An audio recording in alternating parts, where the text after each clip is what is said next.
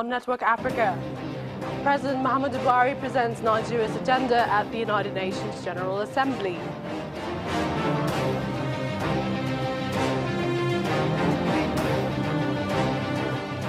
Supporters of Uhuru Kenyatta, Kenya's president, take to the streets of Nairobi, accuse the Supreme Court judges of stealing their victory.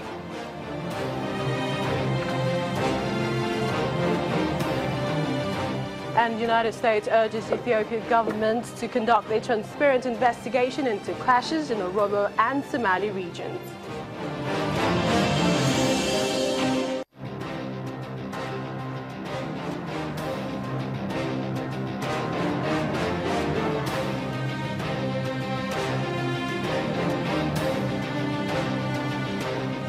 Welcome to the program. I'm Millicent Mwaka. We begin with the 72nd session of the United Nations General Assembly underway in New York. A number of leaders are scheduled to be speaking today, including President Muhammadu Buhari, who is expected to walk to the podium anytime now.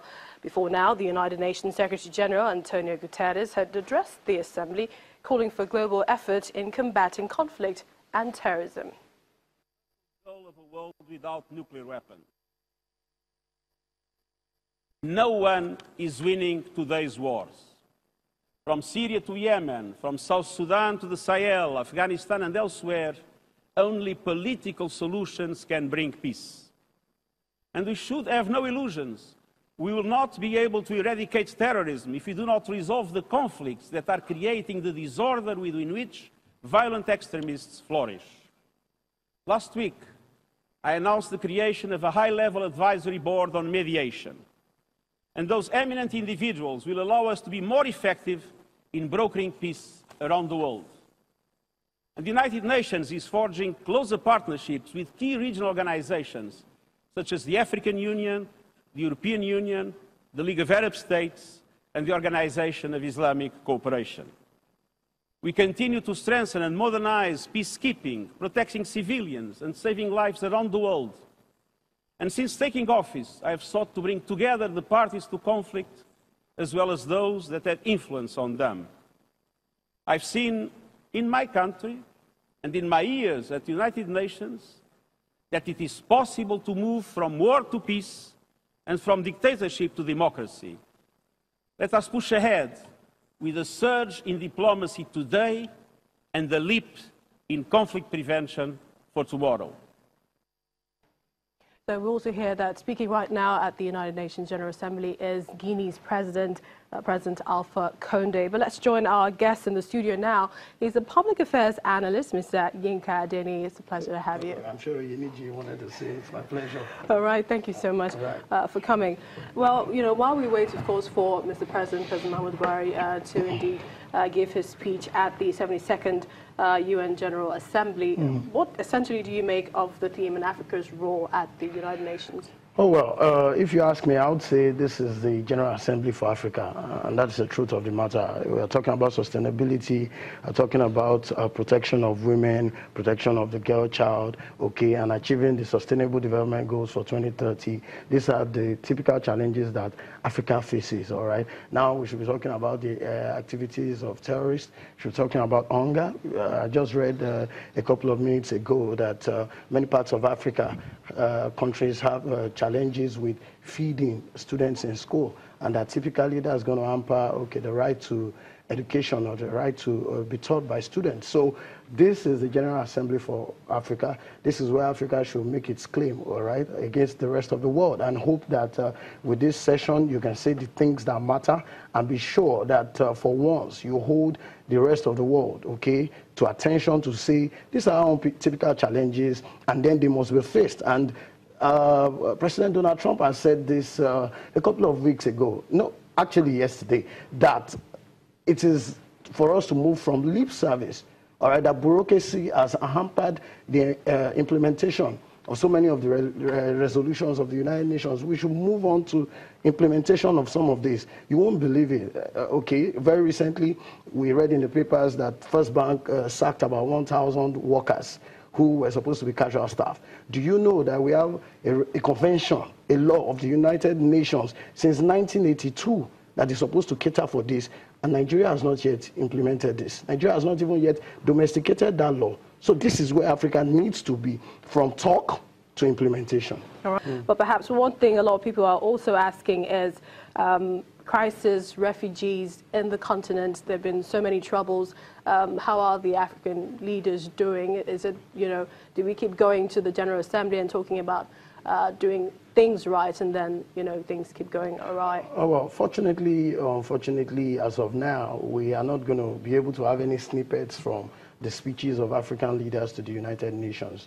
But again, we'll gauge diplomacy and gauge, if you like, body language to determine what will be said by these leaders. But I have the personal view that we should not be looking at crises and unrests and uprisings as fruits, all right?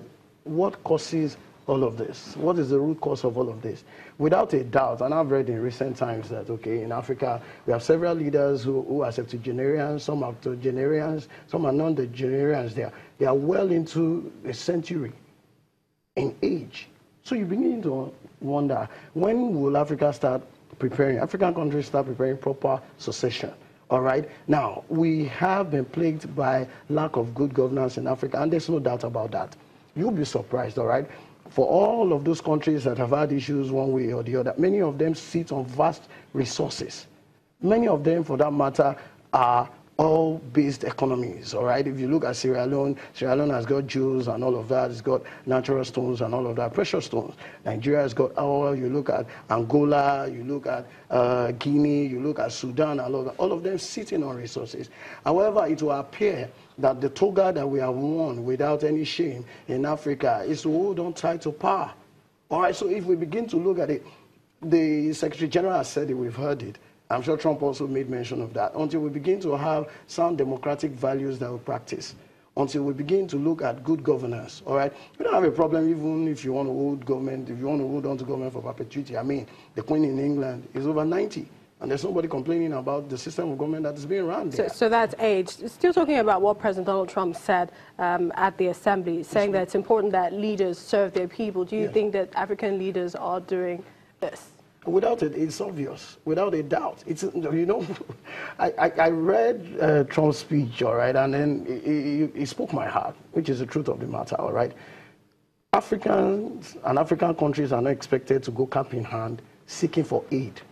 These people don't, I mean, they are non-governmental organizations abroad, have little or nothing to do. But in Africa, we thrive on receiving aid from DFID to British Council to USAID and all of that. Why? Now, the reason isn't because we don't have resources. It's downright to the fact that we do not manage our resources properly. So you continue to have uprising, arms will continually be sold, all right, for this uprising, aids will continually be given in place of good governance. A lot of people will say, oh, churches, religious organizations and all of that, that more is expected of them. Why do you expect more from them when you have governments in power? So there's no doubt about that. Without a doubt, you have Mo Ibrahim Foundation, you have Obasanjo's Presidential Library Project, you have all of these, you have Nelson Mandela. Those things don't thrive in United States and United Kingdom. They don't, because there's no need for them. They have good governments. But in Africa and in Nigeria, the NGOs are probably more popular than the governments. And that's where we need to get to. By the time we start enthroning good governance, Africa does not need aids. That's the truth. And let's talk about the recovery of stolen funds. It's been a sticking point for the international community, with the president several occasions calling for support in this regard. Do you think it is difficult getting the necessary cooperation, and perhaps why? Again, I'm in Africa, so I'll say the truth as it is. I'm not in the United Nations to say what they want to hear. And the truth of the matter is this: yes, the government will continually face difficulties in repatriating funds. One of the first achievements of this administration is the fact that Nigeria was able to sign a tripartite agreement with the government of Dubai to be able to repatriate funds. And that is why some of the funding which have been channeled there are being returned. There's no doubt currency flight risk from Africa has been directly to the United Arab Emirates. Even private individuals are being scammed, all right, for one bogus real estate project or the other. So there's no doubt that Nigeria requires cooperation, support. But most of the funds that are taking flight from Nigeria have become the base of other economies. Do you think this is significant coming from Nigeria's president? Oh, yes, it is. There's no doubt about that. You should tell them the way it is. We've been talking to United Kingdom for a while. We were talking to David Cameron before he stopped being Prime Minister of England about our funds being returned. And the president said to them at that time, so you can speak all the English you want, but please, we need our funds back to develop our economies. And the Swiss bank, Abacha has been dead how many years now? 1996 or something, thereabouts? All right, that's about, it can't be 21 years after, and we are still here. All right, are those funds being returned with interest? Would they ever be returned? Those are the questions. So, yes, I believe that we should keep pursuing treaties, and we should crave the support of the United Nations, especially the Secretary General, to have Nigeria's stolen funds returned back to it as a matter of extreme importance and urgency.